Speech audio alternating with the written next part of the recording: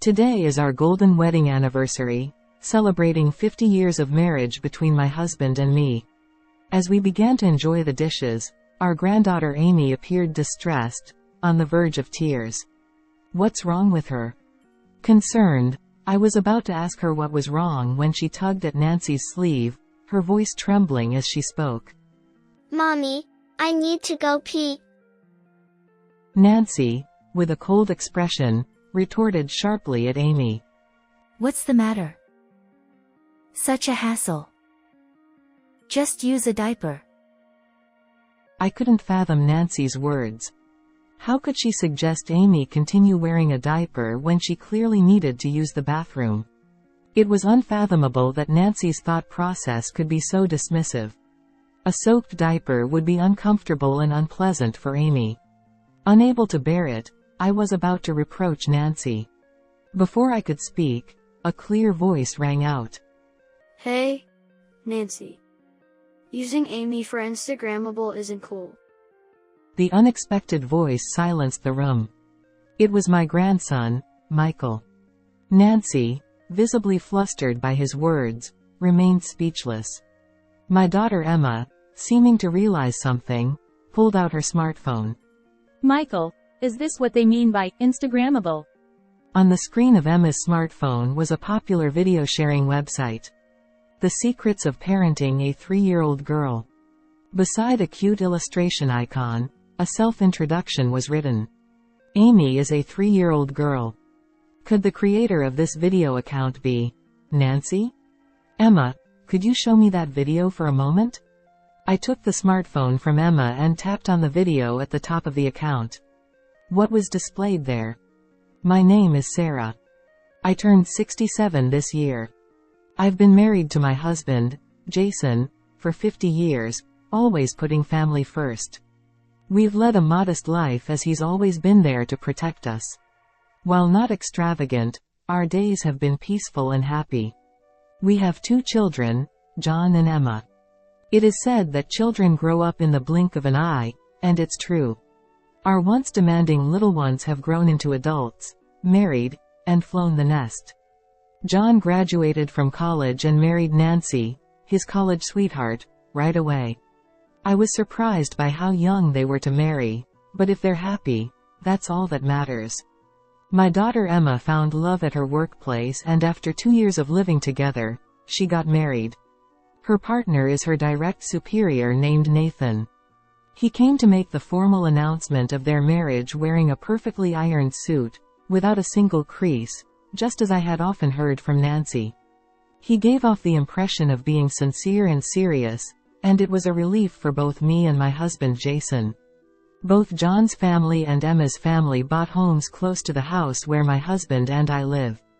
As a result, they often come to visit us. It's heartwarming to have our grown children come to see us. We've also been blessed with grandchildren. My first grandchild, Michael, is Emma's firstborn son. 2 years after Michael was born, John and Nancy also welcomed a daughter named Amy. The grandchildren are thriving, with Michael now a lively 5-year-old. During a recent visit to our home, he eagerly showed us his shiny new school bag, excited to start elementary school next year. Amy, at the age of 3, has recently developed an interest in fashion. Despite her young age, she's a responsible child with many friends at preschool, and she attends the same childcare center near my home where John and Emma once went, a place filled with fond memories. While I felt a pang of loneliness when the children left our home, knowing they are just a short distance away, and I can see my grandchildren's faces anytime, fills me with happiness.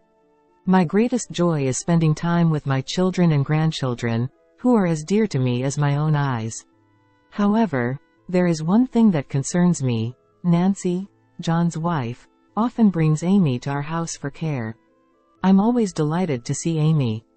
My 3-year-old granddaughter is like a sponge, soaking up knowledge rapidly, and she impresses me with her growth every time we meet. However, the frequency of her visits is becoming concerning. After leaving Amy with us, Nancy, dressed in flashy outfits, goes out. Since John often works late, my husband Jason and I end up taking care of Amy most of the time. Gradually, Nancy started relying on me for Amy's childcare pickups, sometimes not arriving until late into the night. Grandma, where's Mommy? Isn't she here yet? Amy asks me with a sad expression, wondering when Nancy will come to pick her up. At just 3 years old, she must long for her mother's comfort. Each time my adorable granddaughter looks lonely, my heart aches. How could Nancy leave little Amy alone like this? What exactly is Nancy doing after entrusting Amy to me? Amy, don't worry. Mommy will be here soon. I reassure her, embracing her gently every time she looks sad. That's all I can do for now. It was a cloudless Sunday morning. As usual, Nancy arrived with Amy in tow. Good morning. I'm sorry, but could you please take care of Amy again today? Nancy, wearing a short skirt and carrying an expensive-looking bag, urged Amy. Come on, hurry up. Amy walked over to me and took my hand with her small one. Nancy didn't say a word to Amy, simply told me. Then, you tonight. And hurried away. As Nancy's figure grew smaller and eventually disappeared, Amy looked down, appearing lonely. Amy, look. It's such a beautiful day today. How about we go to the park together, Grandma and you? I suggested going to the park to lift Amy's spirits even just a little. Her face lit up instantly. The park. Let's go. Seeing my granddaughter's smile made me happy, and I gently stroked her head. The park, with its large elephant-shaped slide that Amy loves, is about a 20-minute walk from our house. As we walked hand in hand towards the park, we were approached by Mrs. Smith, a woman around my age who has been living in the neighborhood for a long time. Mrs. Smith said something to us that was simply unbelievable. Oh my! Is this little one Amy? Your granddaughter? You've truly got yourself a wonderful daughter-in-law. I couldn't understand those words. Nancy didn't seem like a good daughter-in-law to me. How could a mother who leaves Amy alone every day to go out be considered a good daughter-in-law? After a moment of shock, I asked, Mrs. Smith, what do you mean by that exactly? Nancy. She's probably looking after Amy alone because John comes home late. Right? She seems well educated and well off financially. So Amy's future looks secure. We wouldn't want to burden the child with financial worries. Right? Mrs. Smith said with a smile. Something's off. Nancy in my mind and the Nancy Mrs. Smith described don't match up. Trying not to show my agitation, I gave a vague response and headed to the park with Amy. That evening, around 8 o'clock, Nancy arrived. Amy, exhausted from playing in the park with me and sliding down her favorite elephant slide 5 times, had fallen asleep. I gently picked up her small body to avoid waking her and handed her over to Nancy's arms. As I was about to ask Nancy what she was doing leaving Amy with me, she hurriedly said, Oh no. Amy might wake up. And quickly left. Even after Nancy and Amy had left, Mrs. Smith's words continued to haunt me. Nancy is a wealthy and well-educated mom. Nancy I knew constantly left Amy with me to go out, and she didn't seem wealthy despite graduating from the same university as John, which, to be frank, isn't prestigious, it's a small local private college. When I met John recently, he complained about working late every day and barely getting paid. There was no sign of financial comfort. He mentioned his salary was average, and Nancy doesn't work. She's a stay-at-home mom. I couldn't imagine John's family having such a high household income. Sarah, you look troubled. What's wrong? He must have noticed something off about me. Jason gazed at me with concern in his eyes. We've been married for 50 years, sharing everything and overcoming challenges together. There's no way I could hide anything from my husband. I told Jason what Mrs. Smith had said to me. Nancy leaves Amy with me every day and goes out, and even my husband knew that Amy was feeling lonely. Yet, I felt uneasy about Mrs. Smith's impression of Nancy as a wealthy and well-educated mom. Jason listened intently to my words. After I finished speaking, Jason remained silent for a while, seeming lost in thought. So that's what happened. He took out his smartphone, which he had recently learned to use with Emma's help, and began to make a call. I watched Jason making the phone call for a while. I couldn't quite make out the voice of his conversation partner, nor could I understand what they were discussing. But Jason always guides me in the right direction. Talking to him made my heart feel a little lighter. I closed my eyes, simply wishing for Amy's happiness as she grows up. A week passed, and I sat on the living room sofa, knitting, when the phone rang with a jarring tone. I hurriedly picked up the receiver. Hello, Mom? Dad and Mom, it's your 50th wedding anniversary this year, right? Emma and I were talking, and we want to throw you a party, but do you have any free days? On the other end of the line was our son, John. He suggested gathering our family and Emma's to celebrate our golden wedding anniversary. Oh, how lovely. Thank you.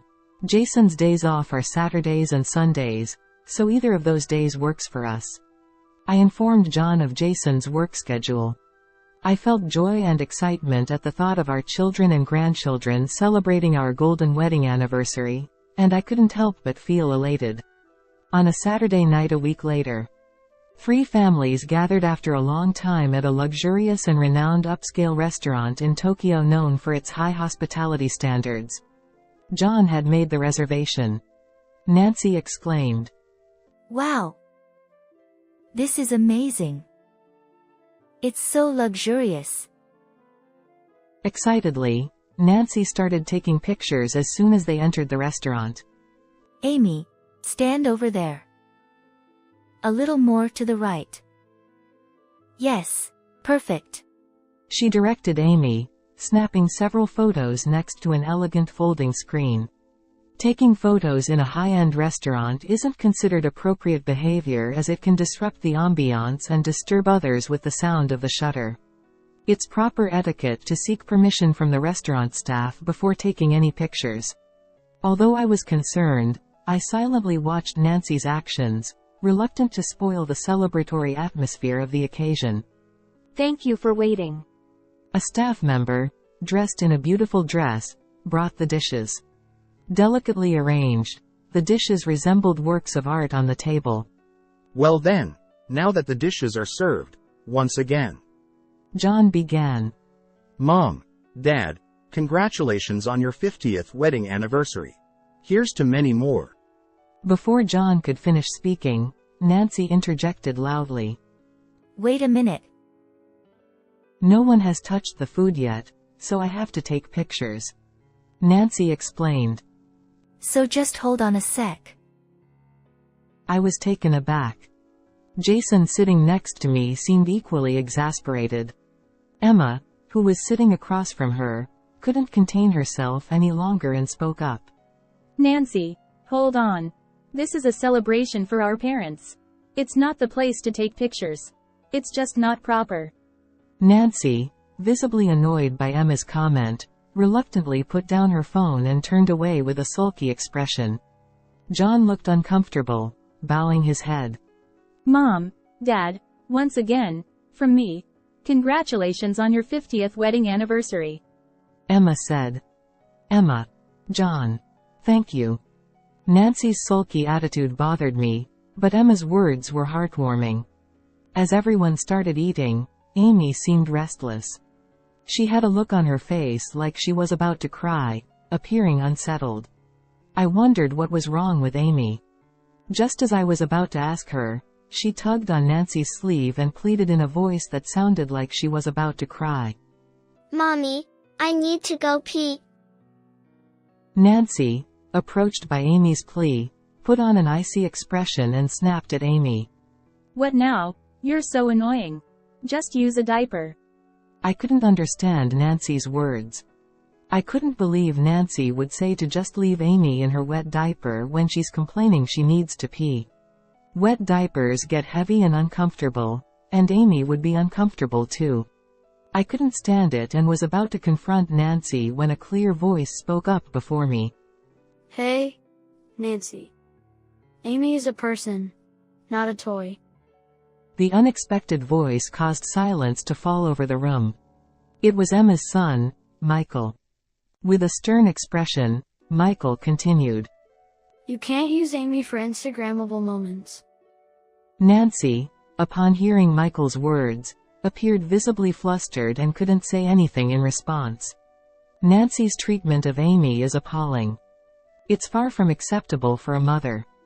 As Emma seemed to notice something, she pulled out her smartphone. Michael, when you say Instagrammable, are you referring to this?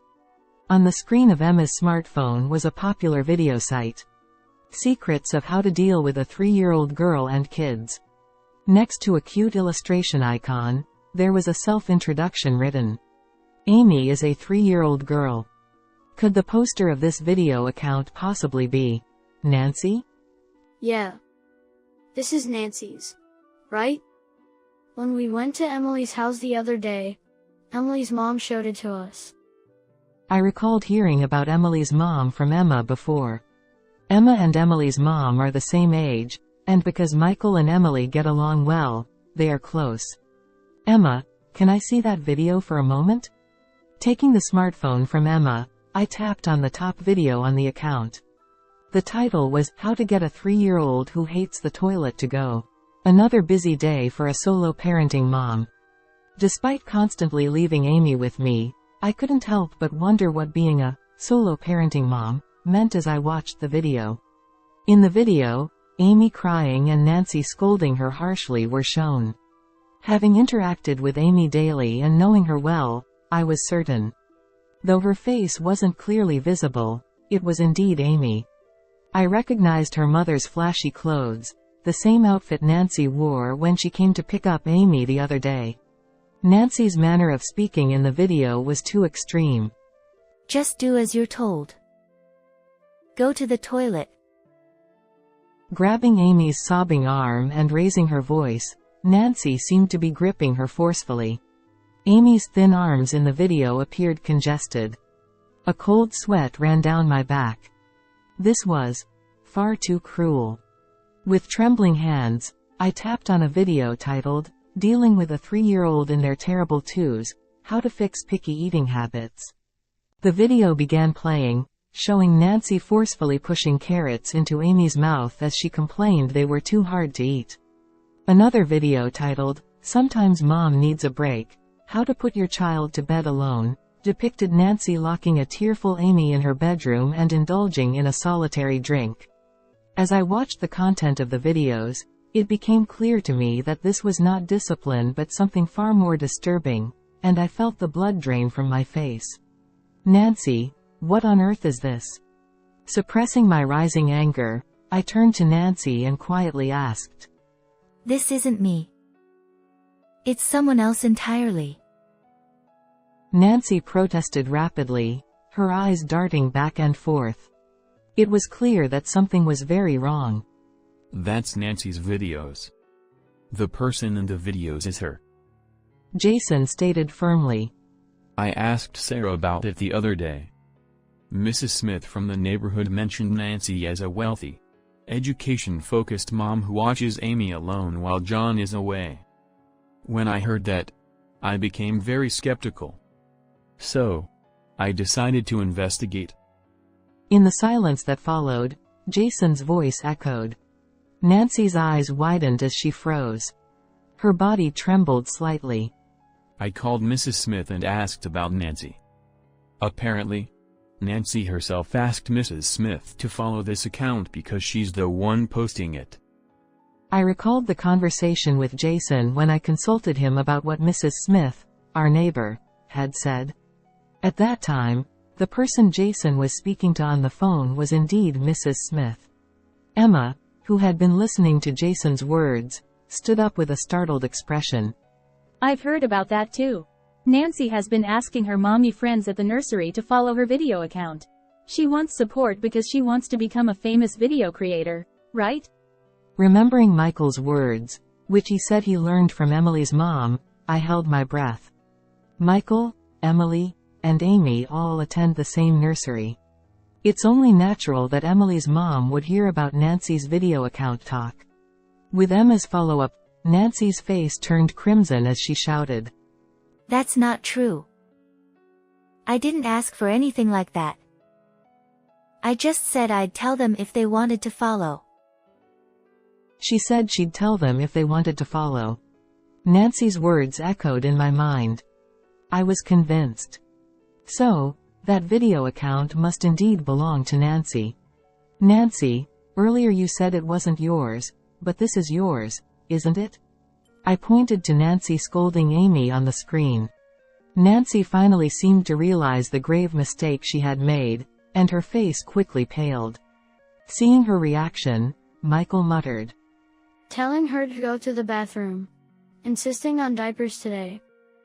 If decisions are made based on Nancy's mood, Amy will have a hard time. Feeling hit at the core by Michael's words, Nancy slumped in defeat. Seeing this, John hurriedly stood up from his chair and knelt on the floor. His eyes firmly met ours. I didn't realize anything until Michael pointed it out.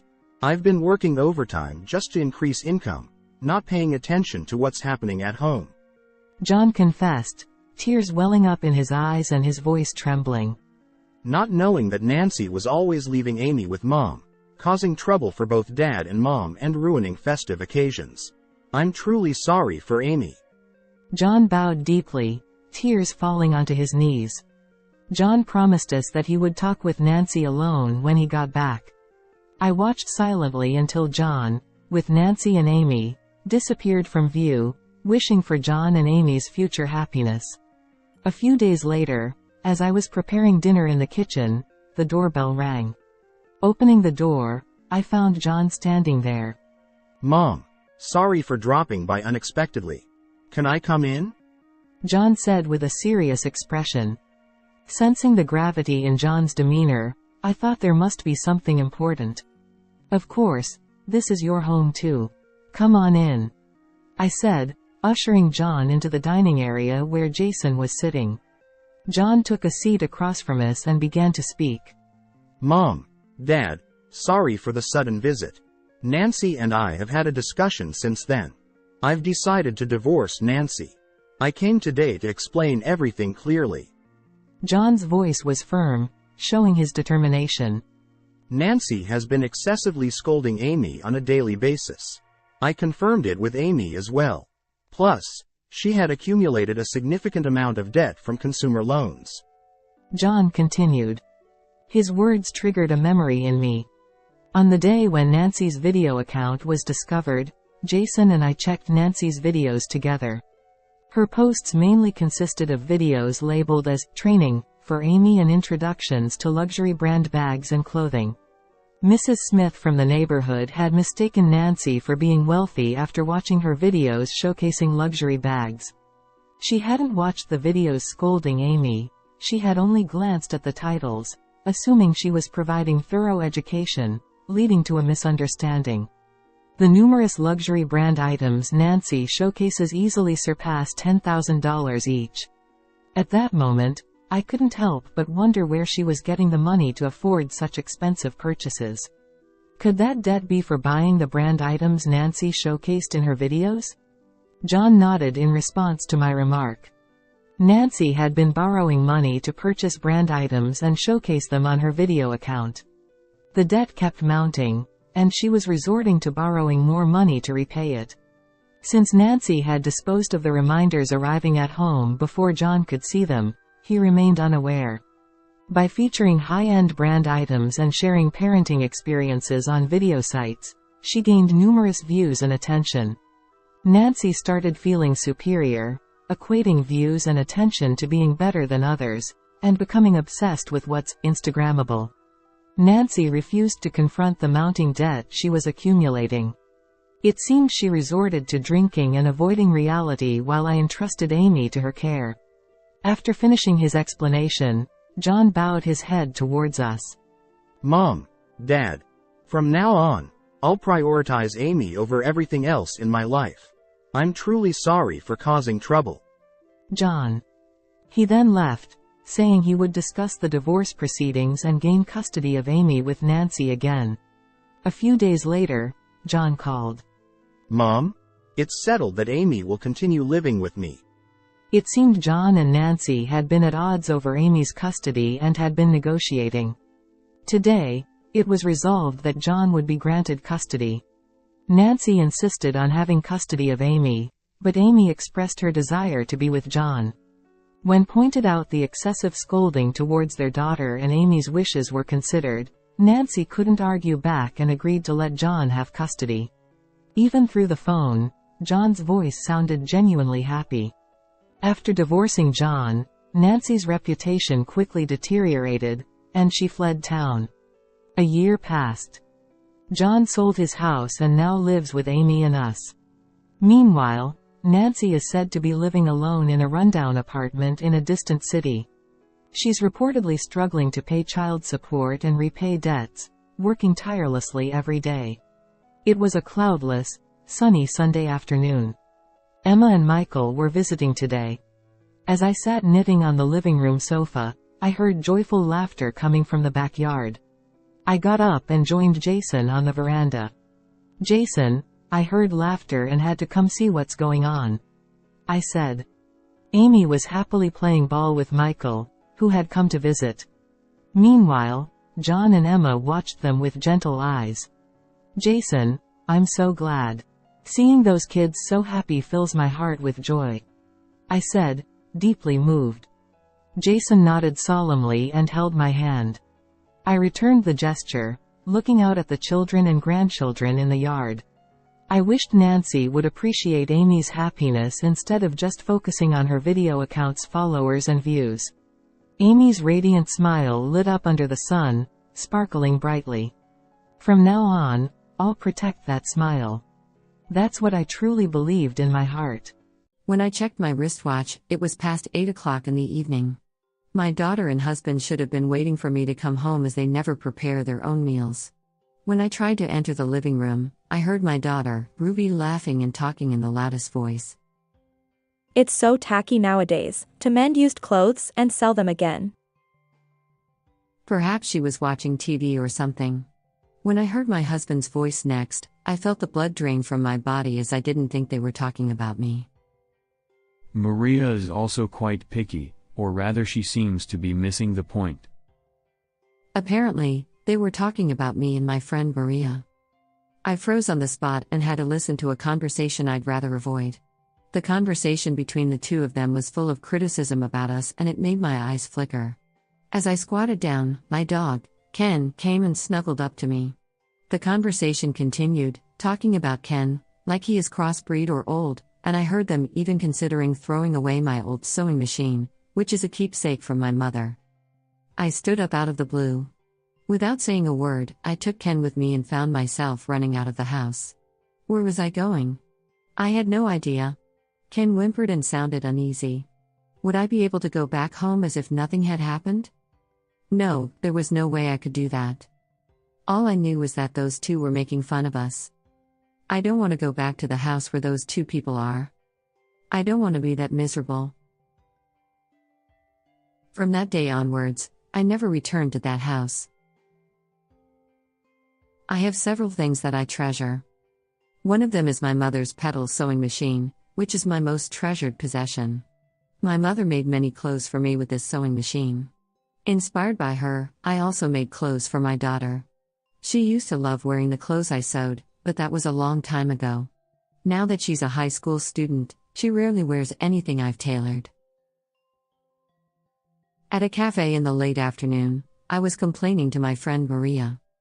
She used to say, I like clothes made by my mother the best. But now, when she sees me using the sewing machine, she says I look like a grandmother. Well, there was a time when you said the same thing, Yasmin. Maria and I have known each other since high school. Sometimes she digs up things from the past that even I don't remember. Did I? I just said it like I don't remember anything and took a sip of the iced coffee on the table. While she was laughing, she checked all the clothes I'd mended. After graduating from the fabric course at high school, We both continued our studies in the same field at university.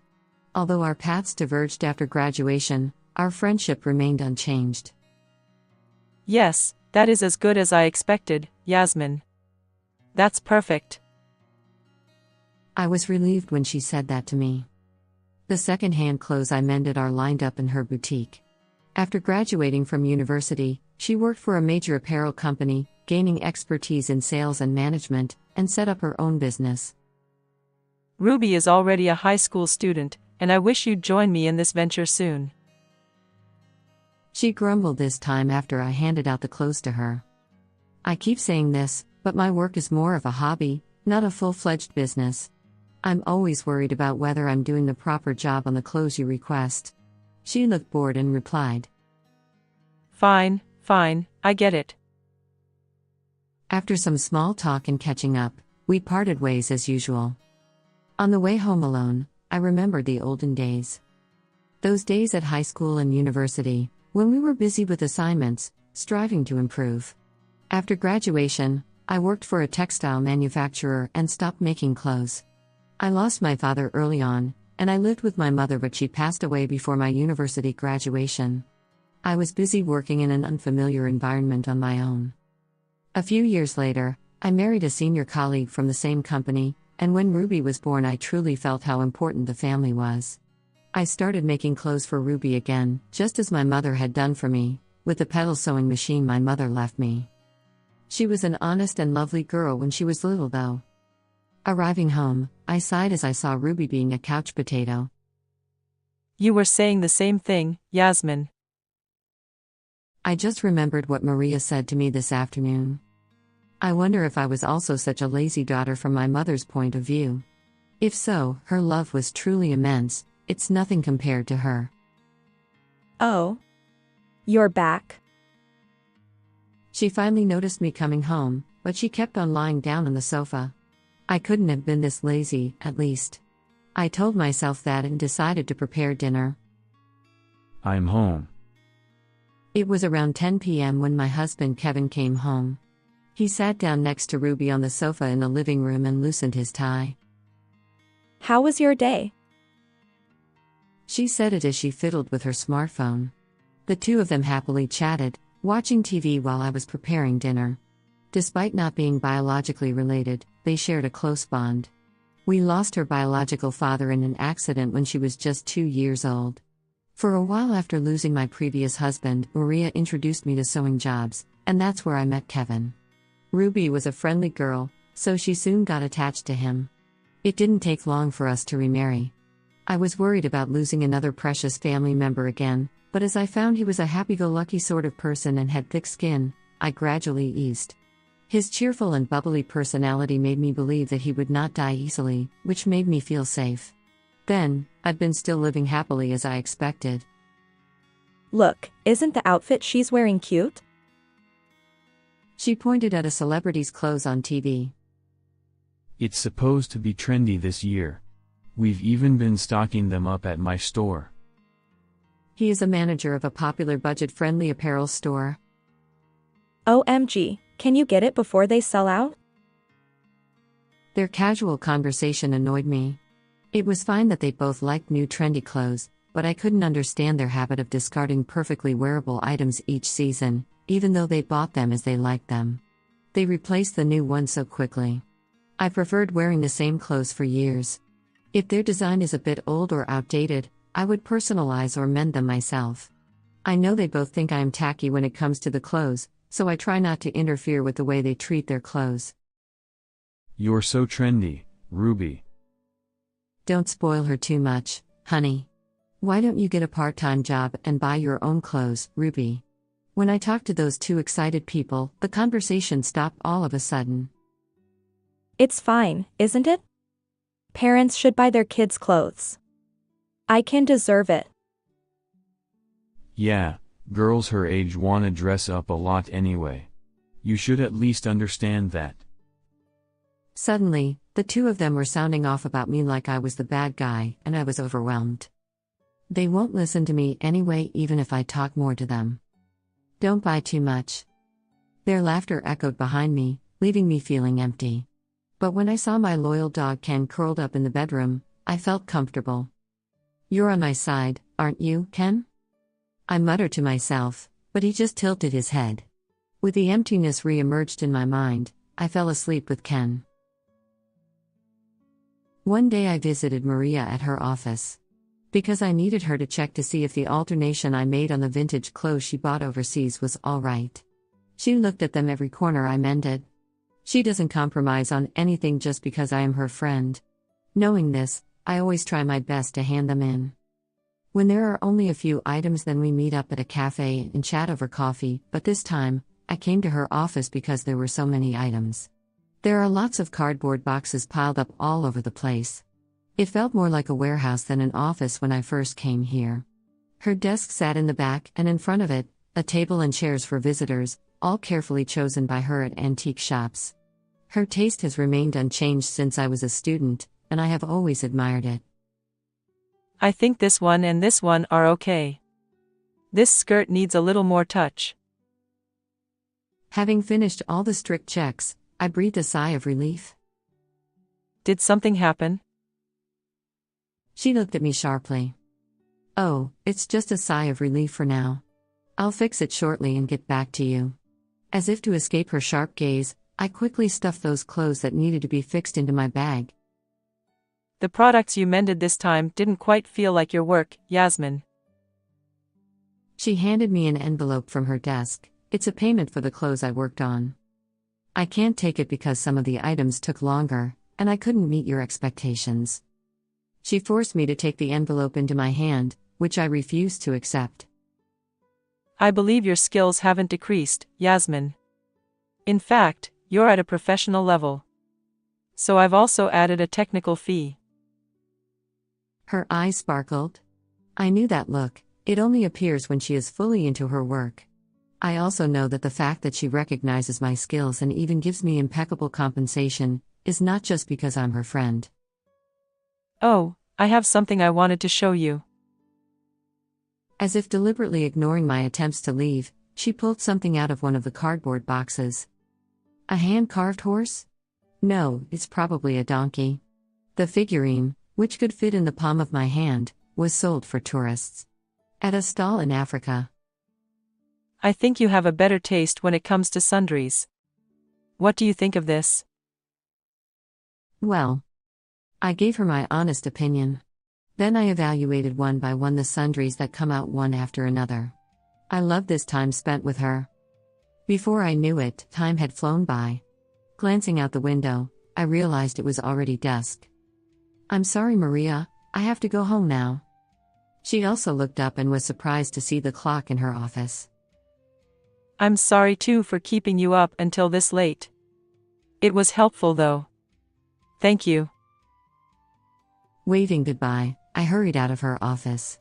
Passing through the business district and down the nighttime streets, I felt a sense of longing. I remembered my dream to have many people wear the clothes I made. I had even studied fashion design in college for that purpose. I looked out of the train window at the scenery. If I had worked for an apparel company instead of a textile manufacturer back then. If I hadn't got married, if I hadn't had children. I became mean and ended up arriving in a familiar residential area. Then I came back to reality. Forgetting about the dream I had just remembered, I hurried home. A glance at my watch showed that it was past 8 in the evening. Neither Ruby nor Kevin would be preparing their own meals. They must be waiting for me to come home.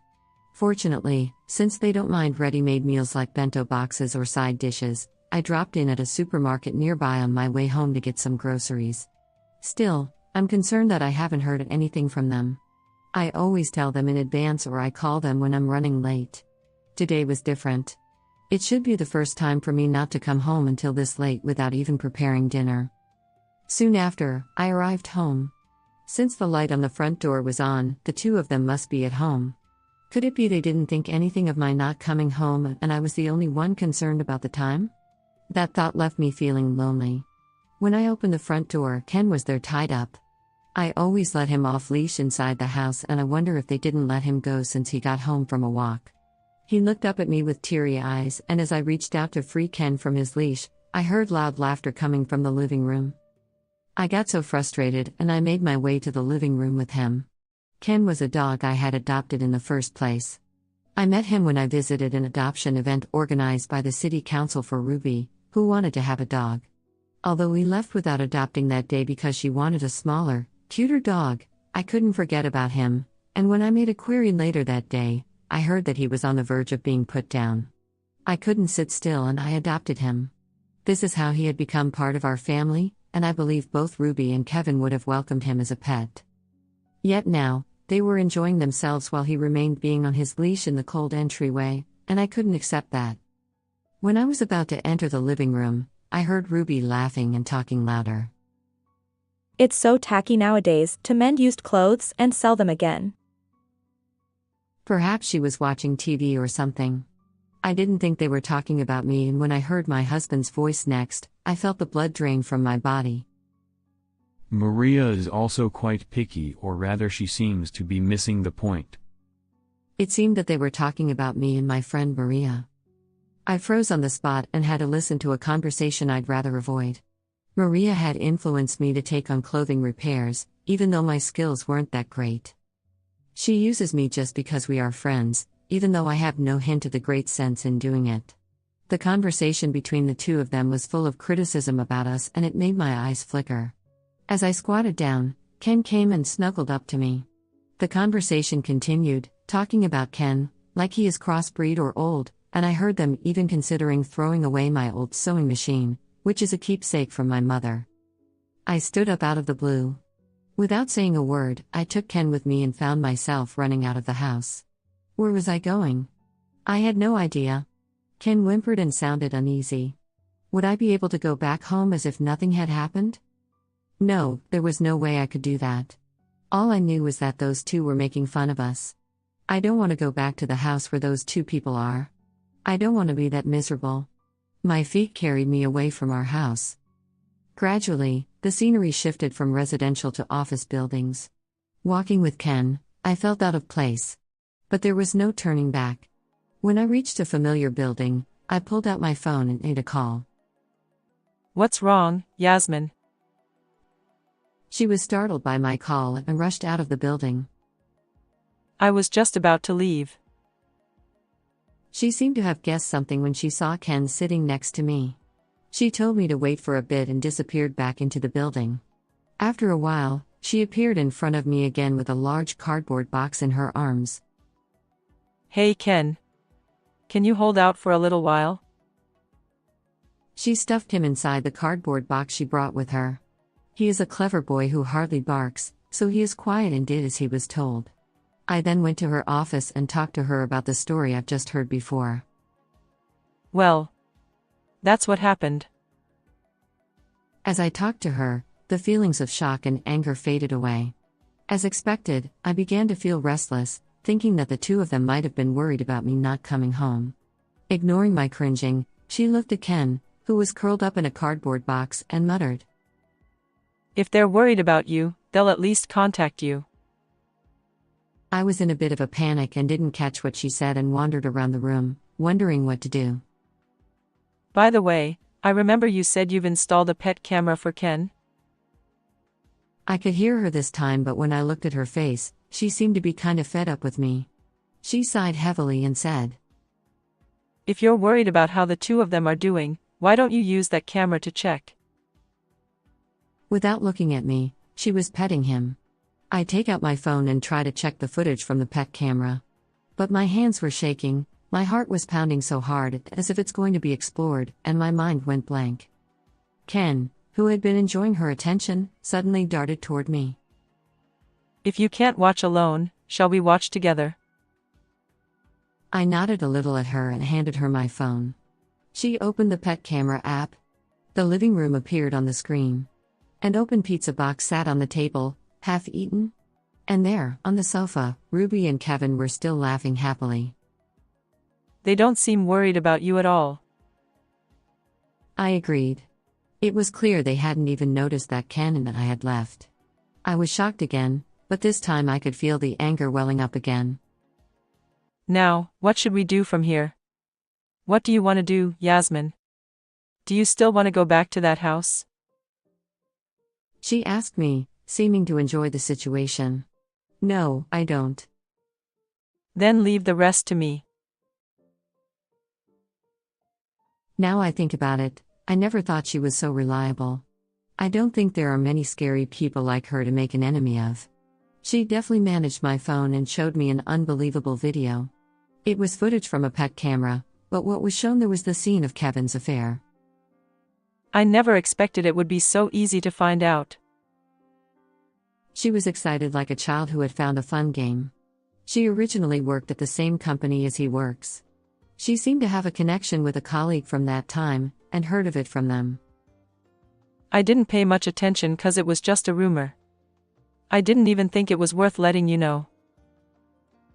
Her words added to my discomfort when I was feeling sick of the unexpected images, but they also helped me let go. I've made up my mind.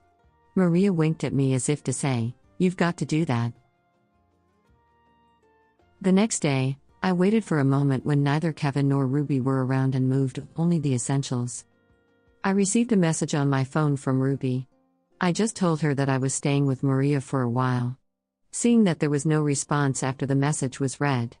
She probably doesn't think anything of my not coming home. I immediately started looking for a place where Ken and I could live, ready for a fresh start. Maria introduced me to a lawyer she knew and still looked kinda enjoying it. She was always with me when I spoke to the lawyer and provided me with key information. As I listened to her information, I found myself that my feelings towards him were starting to go away. I heard that he was messing around with a young part-time girl at the store. I heard that he was being sent from one shop to another because of it. It's no wonder he's only a shop manager for his age. I felt ashamed of myself for having spent all this time without questioning it. Although all communication with Kevin was done through a lawyer, I was really worried about Ruby. I wondered if she secretly wanted to come with me. So, when I was packing up the remaining belongings, I called out to her, who happened to be at home. "Why don't you come with me, Ruby?" She was still lying on the sofa and didn't even look at me. "Are you angry that I divorced without letting you know?" I asked her, almost crying as she didn't say anything. She shook her shoulders. I wasn't sure if she was crying or not. "Let's leave here with me." I decided. I couldn't leave my own daughter behind. Before marrying Kevin, I had already made her feel lonely by not having her biological father around. Being with me should make her happier than being with a father who is not a blood relative. When I walked up to her and tried to take her hand, she finally spoke up. You're such a narcissist, aren't you? I thought she had tears in her eyes, but then she bursted into laughter holding her stomach. You really didn't know anything, did you? Her voice filled with pity. She apparently knew about his affair. Instead of keeping quiet about it, he gave her a lot of pocket money and clothes. Dad has already found someone to remarry. He had been having an affair with another woman even during our divorce procedure. It makes sense that it went through without any trouble. Are you okay with that? I wondered about what she really feels. I worried about her future. To my surprise, she smiled confidently. Dad's new partner is young, kind, and like an older sister. She had already met the woman, and apparently she helped choose her clothes together, and they were even planning to get a small dog. I'm sick of both the noisy clattering sewing machine and the scruffy crossbreed dog. She knows how much that one word can hurt me. As I stood there stunned, she rubbed salt into the wounds. Since I'm graduating soon, as long as I have money, I can live on my own, so all you need is just to support me financially, that would be enough. She hasn't even decided what she is going to do after graduation yet. I wonder how overly optimistic she is. I wonder when I went wrong to bring you up. I'll give custody to that man, so if you want money, ask Dad. I said it coldly, as if I've lost all love for her as a mother. Despite my harsh words, she didn't flinch. Without looking back, I never set foot in that house again. I had never known myself to be so cold. I should have loved Ruby for sure. Why didn't I force myself to take her with me? That is the only thing I still regret. 5 years have passed since then. Kevin got fired and lives on a shoestring with Ruby. Since the divorce agreement ensured he wouldn't get involved with me ever again, There's no harm done to me so far. Ruby seems to be supporting him while moving from job to job after graduation. If she ever reached out to me, I'd undoubtedly give her a helping hand, but that never happened. Hey Yasmin, you're holding back again. She snapped me out of my thoughts. Since then, I have been officially working for her. She became much more active and her company's performance improved significantly since I became the office manager. We moved to a spacious office where I had my workspace and even a cozy corner for Ken. I don't have kids, so I don't really know, but you're thinking of taking care of Ruby, aren't you, Yasmin? She asked me while making coffee. She really knows me. I once asked a lawyer to try to get custody of Ruby back. But when the lawyer went to talk to her, I hesitated when I heard the voice recorder. If you're getting rid of the sewing machine and the crossbreed dog, then I will. It was then that I realized that I could not give up the sewing machine and Ken for her. I abandoned my daughter. For my dreams, for my beliefs. She offered me a freshly brewed coffee without saying a word. Thank you. We both sipped our coffee and went back to work. I hope one day Ruby will understand the value of these rework clothes. I keep stepping on the sewing machine with that wish in mind. How did you find this story? Please subscribe to our channel. Until next time.